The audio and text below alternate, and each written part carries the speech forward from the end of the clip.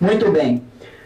Para que essas normas no Brasil pudessem ser alinhadas, o nosso ordenamento jurídico ele é sempre complicado, né? Nós temos vários órgãos reguladores. Não se preocupa muito em ficar lendo os slides, não, né? Porque hoje, como é palestra, é mais assim as informações que eu vou passando para vocês. Nós temos o Banco Central, a CVM, SUSEP, né, o CFC, são vários órgãos. Então, o que ia acontecer? Cada um ia ter que pegar o IAS ou a IFRS, traduzir e adaptar para o seu segmento. Ia virar um problemão para adotar isso.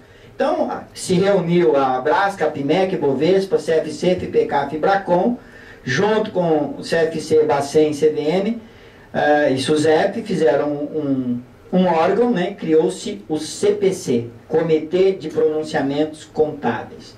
Lá no site do CFC tem uma abinha dele, ou então aquele endereço que eu te falei, www.cpc.org.br. Muito bem. Se você lê a norma em inglês e você lê o CPC, você vai perceber que tem muitas adaptações. Não é uma tradução na íntegra. E por que que isso acontece? Porque o nosso padrão contábil brasileiro já é considerado um dos melhores do mundo. E ele vai ser muito pouco impactado para aplicar os IFRS. Praticamente muda a estrutura do balanço, aplica-se o impairment e o ajuste a valor presente, e o restante, só nessas duas situações nós matamos 80% da mudança que nós precisamos aplicar. Tem países, para vocês terem uma ideia, eu estou atendendo uma empresa que era um braço do Grupo Nestlé em Itabuna, na Bahia, vou para lá agora em outubro para finalizar o balanço deles.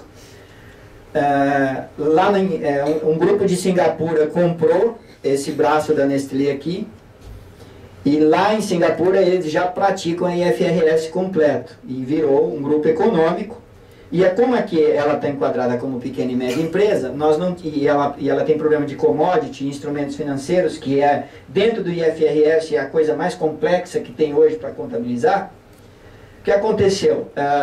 Nós poderíamos aplicar aqui o CPC-PME neles, mas aí nós tínhamos um problema para consolidar o balanço com Singapura, converter para a moeda lá e consolidar. Então nós tivemos que fazer uma opção pela aplicação do CPC completo aqui. Então vai acontecer muitas situações assim. Por isso que eu digo que a questão é gerencial. A questão precisa ser olhada a ótica de cada empresa, né? Muito bem. Criou-se o CPC e o CPC tem poder de fogo. Eu já ouvi de vários profissionais da contabilidade, em alguns cursos, palestras e eventos por aí, sobre a autoridade ou não dessas normas.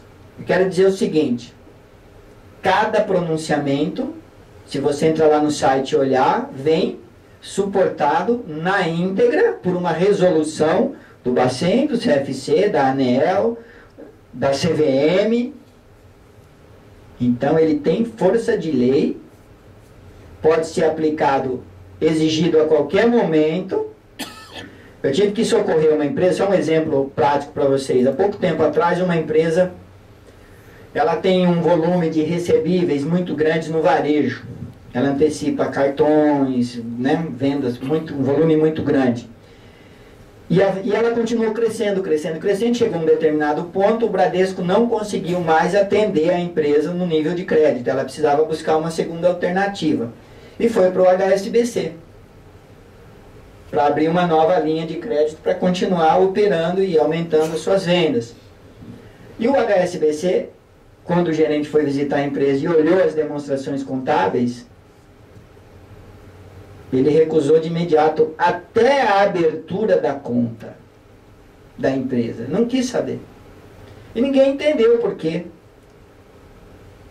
E o contador lá da empresa me conhecia. Quando eu olhei o balanço, estava muito nítido a situação. Gente, imobilizado daqui para frente é coisa seríssima nos balanços. A gente esqueceu ao longo dos anos que imobilizado é o que gera caixa para a empresa. E em termos de garantia e de capacidade Tem um princípio agora em FRS que é o princípio da continuidade. Quando você faz um balanço, uma demonstração contábil ou financeira, tem que ter esse pressuposto inserido lá, o princípio da continuidade. Pelo menos por mais 12 meses. E o que suporta isso é o ativo imobilizado da empresa. É ele que vai refletir isso. E nesse balanço, simplesmente o imobilizado não tinha nada a ver com a empresa. Eu olhei assim e falei, não vamos nem complicar a situação, não vou tomar seu dinheiro com consultoria, nada. Conserta o imobilizado e tenta de novo. Não deu outra. O banco imediatamente foi lá e fez a operação para a empresa. Então é isso que eu estou falando para vocês. É lei de mercado, é mudança cultural, é mudança de gestão, é mudança de comportamento. Muito bem. Dentro do site do CPC, você vai encontrar os pronunciamentos, as orientações e as interpretações. Eu quero chamar a tua atenção para o ICPC 10. Anote aí que você precisa ler a interpretação do CPC 10. Ela vai falar do imobilizado. Teve um caso aqui em Ribeirão Preto, de uma empresa, ela tinha uns ativos complexos lá, comprado tudo meio que no câmbio negro aí, é um laboratório de alta tecnologia, e eles compraram muitos equipamentos por fora, inclusive importado e tal, não tinha nota, não tinha nada. E não tinha como regularizar o imobilizado dessa empresa, e aí descobriu-se que tinha muita gente nessa situação. Esse pronunciamento ele vai dizer o seguinte, que você pode usar o custo atribuído mesmo sem nota, mesmo sem situação anterior e para poder fazer o ajuste desse ativo imobilizado, tá? Muito bem. A base legal para a adoção das normas internacionais de contabilidade é a Lei 11.638, parágrafo 3º, que abriu o nosso ordenamento jurídico para que fosse aplicado, então, as normas internacionais no Brasil. 2010, obrigatoriamente a publicação de balanço completo em FRS para as empresas listadas em bolsa, de capital aberto, e as demais terão que começar a sua adaptação, pelo menos. O pronunciamento da pequena e média empresa, o PME, está em vigência a partir de janeiro de 2010 e vai ser requerido a partir de 2012. Algumas alterações vão acontecer que já estão em discussão no IASB, que é os instrumentos financeiros, que é uma situação bastante complexa, que é o hedge, contabilidade de hedge, commodity, derivativo embutido, que é mais para seguradora, enfim. Uma situação um pouco mais complexa, mas vai sofrer algumas alterações. Contabilidade é a linguagem de risco e retorno. O mercado vai começar a discutir isso com a gente. O IFRS não é nada mais, nada menos do que o resgate da ciência contábil. E o que ele quer fazer é o seguinte: transparência nas demonstrações contábeis e financeiras. Quem quer isso? Eu ouço vários rostos assim, chacoalhando, sorrindo, né? Eu também faço isso. Também sorri, dou risada. Afinal, estamos no Brasil, né? Nem nós mesmos acreditamos, né? Mas só que tem um detalhe, gente, que nos passa desapercebido. Não é mais uma questão de Brasil isso. Não é. Se um cliente seu resolver abrir o capital, está enrolado com o padrão contábil que a gente pratica hoje. Se um cliente seu começar a exportar, ter relações lá fora, vai ter problema. Já tem vários aí com problema.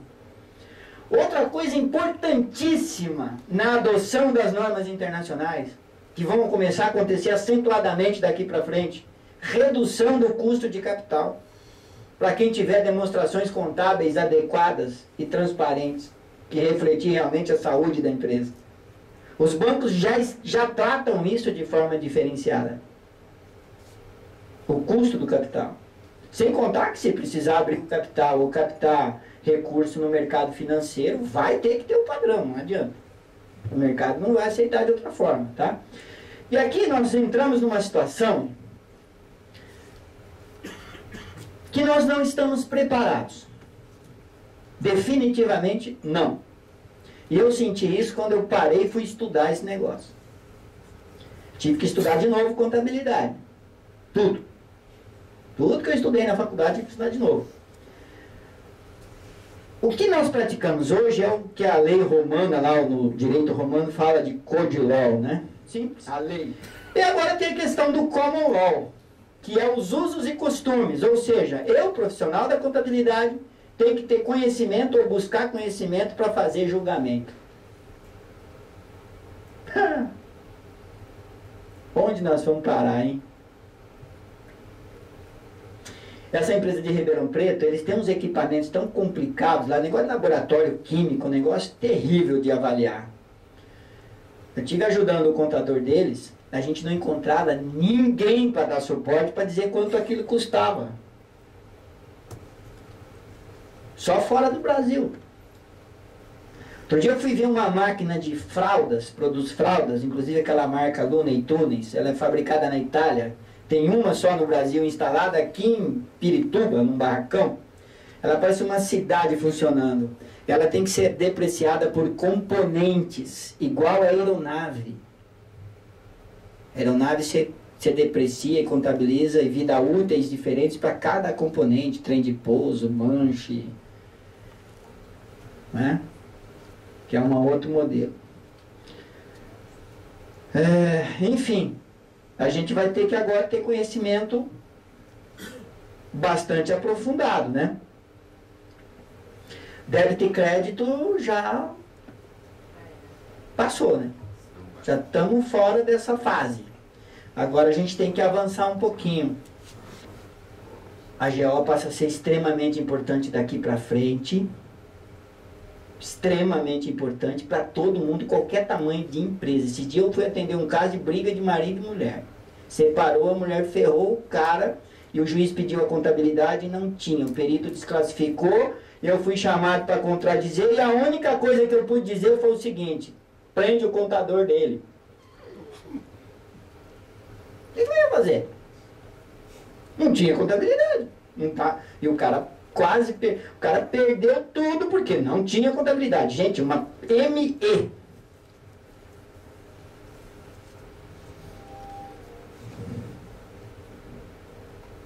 Aí, você não faz a GO, por exemplo. É um hábito, eu estou falando de common law ali, né? Costume. A gente não tem esse hábito no fechamento de balanço anual. Aí um sócio briga com o outro e sai e fala: o contador só fez porcaria na contabilidade. Não é nada disso que está lá. Qual é a importância das normas internacionais? Aonde quer que alguém pega um balanço de uma empresa, hoje nos mais de 205 países alinhados, é só traduzir que todo mundo vai entender a mesma coisa.